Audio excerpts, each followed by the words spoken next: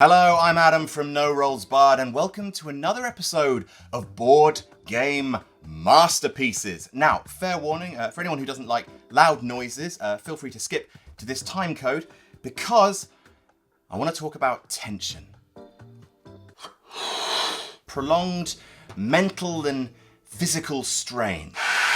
Expectation of something bad. Stretching that expectation out. Never sure of when the explosion will come, as it stretches thinner and thinner until the moment where it bursts and startles both you and me. Some, not all, but some humans crave tension. The compulsion of fear. Me. The adrenal spike when you survive. If you survive. Horror movies, thrillers that hurt, extreme sports. Humans enjoy flirting with the worst case scenario. The gap between success and failure. Life and death. Getting away with murder. Or getting caught. Scared the out of me. Board games are often presented to the mainstream as a light social experience, either the traditional shot of the family gathered around a Monopoly board and faking smiles, or people laughing up kidneys at Cards Against Humanity. But actually, board games are really, really good at creating tension. Social deduction games like Werewolf or Blood on the Clock Tower shred your nerves as your lies start to unravel. Co-ops like Pandemic give you itchy skin as you flip over a card praying that it's not an epidemic. And then there's this little thing, one of the globally understood symbols of board gaming, rolling a die, creating an isolated moment between success and failure. But I want to talk to you about possibly the best type of board game for creating tension. One of my favorite types of board games, in fact, hidden movement games. Not just that, my favorite hidden movement game, which is Whitehall Mystery.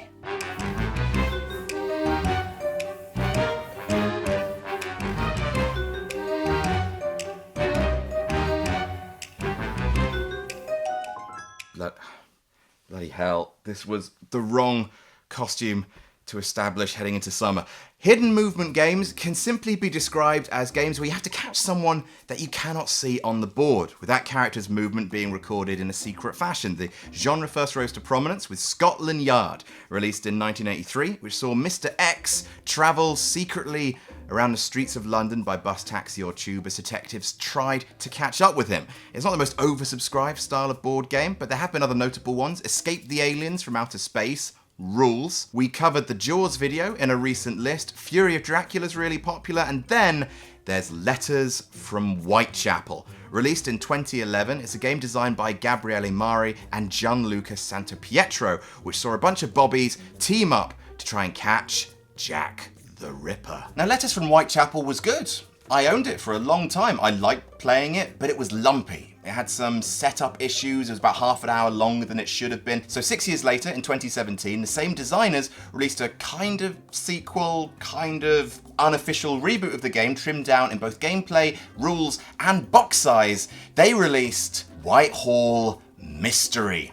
And Whitehall Mystery is one of my favorite games ever made. This is Whitehall Mystery, and it's a relatively modest production. Small-ish board compared to some, not that many bits, but trust me, don't turn your back on this little killer. Whitehall Mystery and Letters from Whitechapel are linked in some sort of From Hell cinematic universe, and while on the surface they look pretty identical, no. Whitehall Mystery kills Whitechapel stone dead, murders it, leaves it with its guts over its shoulder in an alleyway. And speaking of horrible imagery, sorry about that, here's a bit of history. Whitehall Mystery is named after a famous unsolved London Murder, where different body parts of a dismembered corpse were found scattered in different places around the Whitehall area in 1888. An arm in Pimlico, a torso in Whitehall, a leg several streets away. It's part of a series of 4 murders, actually, from 1887 to 1889, collectively known as the Thames Torso Murders, all linked by different body parts of victims being separately discovered, scattered around parts of London along the River Thames. All 4 murders are unsolved, and in all 4 murders, several body parts were discovered, but never a head. Just as some ripperologists link the much more well-known Jack the Ripper murders to these cases because they happened at roughly the same time, so have the designers linked Whitehall Mystery with letters from Whitechapel. Smaller, not quite as well known, but if anything, more devious and more wicked. So, how do you play it? Well, the rules are fairly simple. One player plays as Jack. Jack's a prick. Jack has a sack full of body parts, and he's making a tour of Whitehall, dropping a body part on a white circle in each of the 4 corners of the map, in whichever order they decide, like some sort of morbid postman or a tooth fairy who's really misinterpreted their brief. Everyone else will be playing a triage of primary coloured popos pursuing you persistently, who I've nicknamed Yellow Hello Hello, Red Zool This Then, and Bluce Willis. So the game's divided into 3 rounds. Before the game, Jack looks at the map and chooses 4 of these circles and secretly writes them down at the top of their sheet.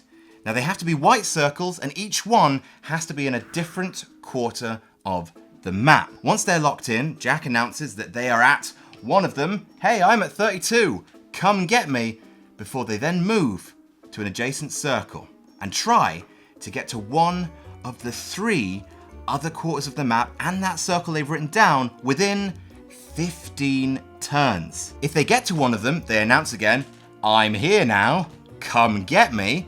And then the next round immediately begins. The Jack marker moves all the way back to 0. So they have another 15 spaces to try and get to another one of the now 2 remaining circles that they chose right at the beginning. If they hit all 4 circles and complete their grim circuit of London town, Jack instantly wins. However, if Jack is arrested by the cops or 15 turns go by without Jack making it to one of these circles, the police also instantly win. Bloody hell. Ugh. Stop sweating, bastard. So far, so good. It's a story of cops and robbers, a love story as old as the red slick cobbles, but this isn't a dice-chucking race game. This is so much better than that. This is a hidden movement game. The cops, their figures, stay on the board. Jack's figure does not. Instead, being used to mark the number of spaces, Jack has moved that round. Otherwise, he's invisible. See, Jack is moving on this map. The rules state every turn Jack has to move, and short of using one of his few special powers, we'll get to that in a sec, Jack is going to move from one of these circles to an adjacent circle. Anything connected by a single unbroken dotted line. So this circle is adjacent to that one, or even this one. So Jack's moving, whistling a happy tune, sack swinging lumpily on his back. Hey Jack, why is your bag so lumpy? Don't ask questions you don't want the answer to, he says. Oh Jack, what are you like? But instead of this movement being visually marked by a tokens procession on the map, Jack writes down each new circle they visit on their pad of paper hidden away behind this screen, with its own version of the map printed on the back. So Jack's moving invisibly around the map, circle by circle. And hey, you cry, that's not fair. Well, yes, murder isn't fair and every day's a school day, but how do the police bring Jack to justice?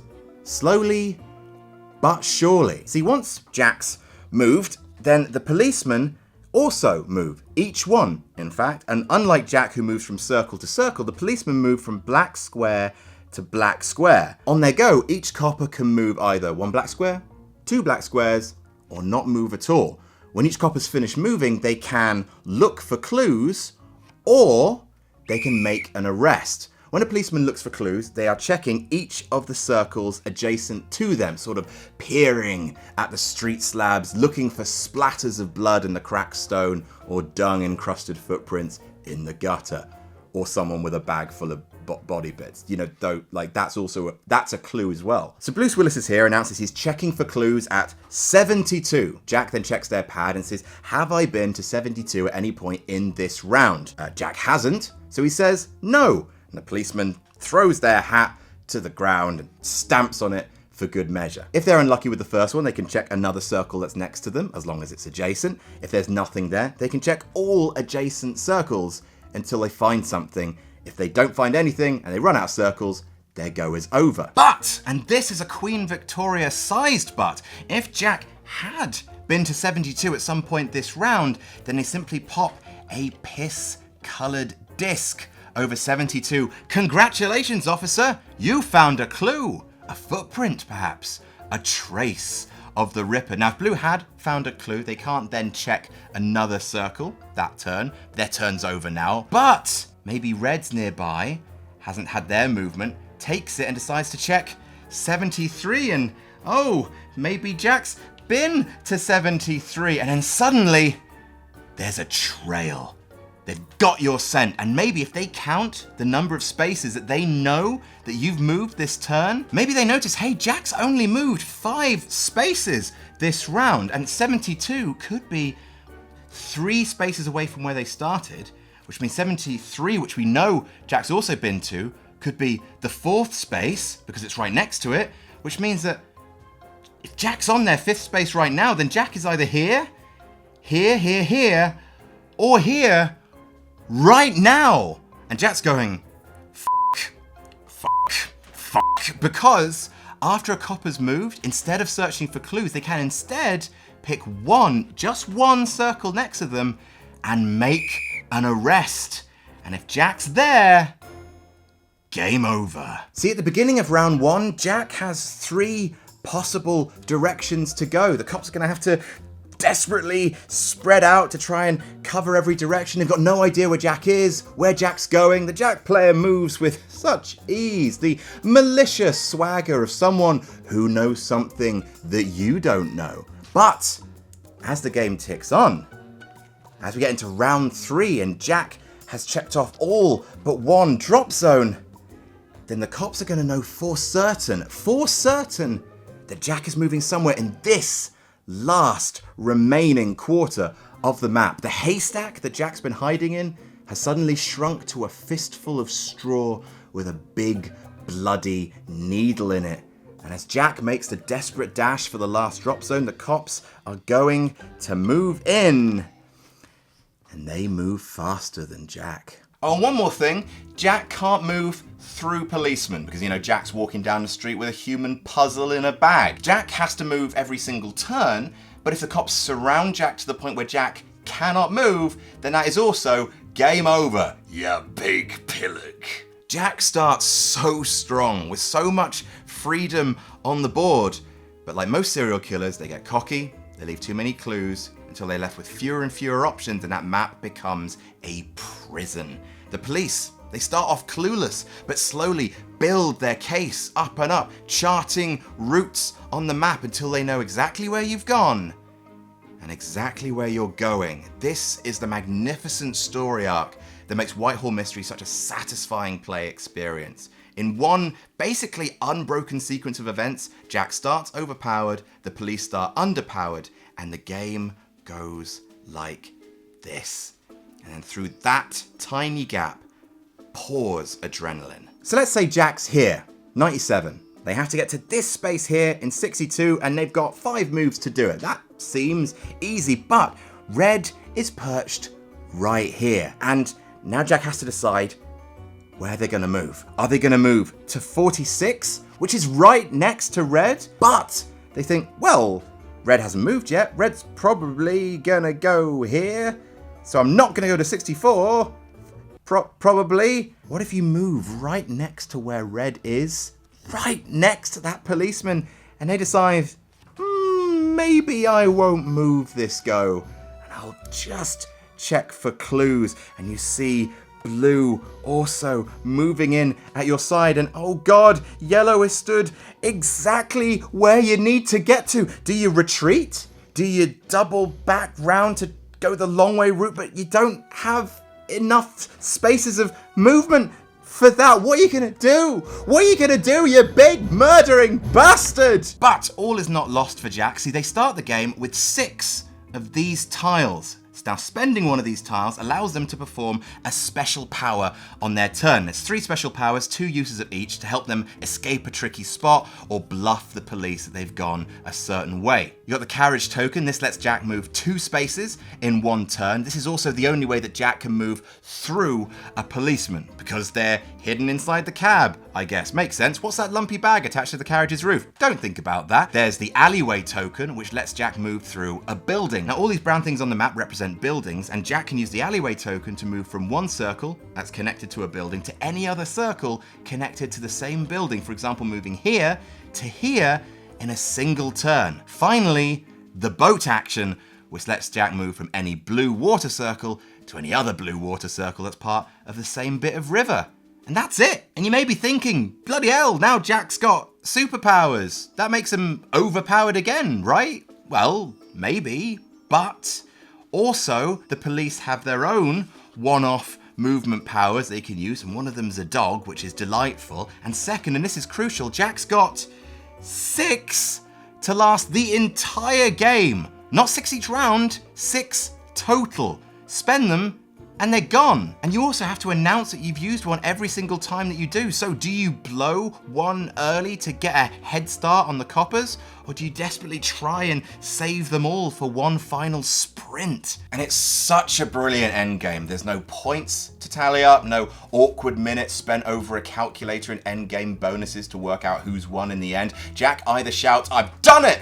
as they move to that final space, or the police, heart in their mouths, make an arrest, and Jack says, "You got me! Boom! Get to prison! You wang! Get it! Get to prison! Get to prison!" Whitehall Mystery moves from low stakes to high stress to endgame in such a short amount of time as well. This map looks big with all its numbers. Trust me, it is so small. And there are so many times that Jack's footsteps will be missed by a single space. So many times that Jack will brush past a copper making their nightly rounds. Effectively, they're holed up in an alleyway back to the shadows as policemen rush past you, missing you by inches. Both sides painfully aware that just one lucky clue has the effect of suddenly grabbing Jack by the tie and ramming the knot up to their throats. Hell, if Jack plays well and the game goes down to the 3rd round, you're still looking at under an hour of actual game time. That's so lean, such a tight design. There is not an ounce of fat on this corpse. Hashtag hot corpse summer. No, I don't like that. The game differs from Letters of Whitechapel, which is sort of the same general premise, mechanics, hidden movement, looking for clues, but that game requires you to reset the game in between every round. There are like 4 or 5 rounds. You gather the pieces every time, you mix them up, you start fresh. It drags the game out to just beyond its welcome, whereas this, Jack gets to the next drop zone, boop, round resets to 0, off you go again. Immediately, it's so much more thematic because it never slows down, it never interrupts the route deduction process, it never lets the players relax from that thrill of the chase. And that is why this game is a masterpiece, and you should absolutely buy it above any other hidden role game, because this game provides the fewest mechanical barriers between you and the story that you're building together on these streets, between you and the momentum that you're gathering slow but steady until you're roaring along like a freight train, between you and your own body chemistry. From start to end, it's one single chase, one unbroken string of tension. Are you looking for a board game that feels like a movie slowly unfurling around you? Are you looking for a board game that you can feel in your chest? Are you looking for a board game where a single turn can lead people to unironically shout, "This changes everything"? Well, there you go. Drop 30 notes on Whitehall Mystery. You really won't regret it. If you don't like tension, or the theme is understandably a little too grim for you, then, I mean, Why are you still watching? Why are you still watching? Are you cooking? You're cooking, aren't you? Turn me off. Are your hands full and you can't click to another video? Do you suddenly feel self-conscious and want me to stop directly addressing you? No, stop it. Wash your hands, get up and change the video. Stop watching.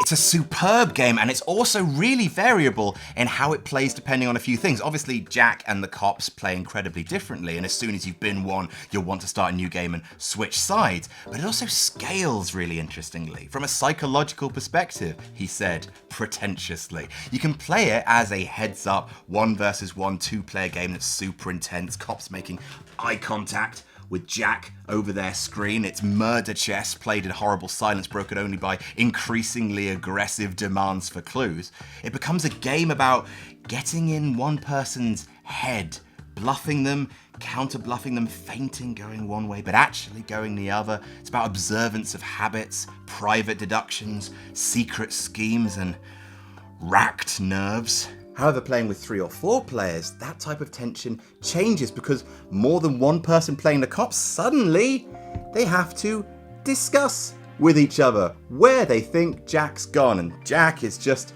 sitting there and listening to them. Jack becomes a spy within their own game, hidden in the shadows as the cops plan their next moves. In a 2-player game, you are trying to mentally suss out where the police might go. You're guessing. But in a 3 to 4 player game, they're telling you. And sure, as Jack, you might be able to switch up your plans last minute, but you might also have just moved and have the horrible agony of listening to them talk at length about where they plan to go, deciding your fate, guessing where you might be right now. And you know they're right. It's not a game for everyone. Some people play board games to relax, cowards, and not everyone wants to roleplay as one of history's most grotesque killers. Get that. But by now, you'll probably know which camp you live in. All I'll say to finish the video is this. Everyone that I've introduced this game to and played with them has either hated it or bought it.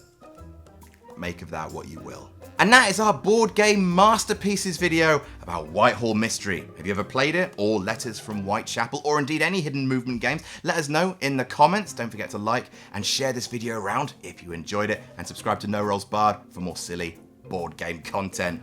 Get on board. Get on board. Get on board.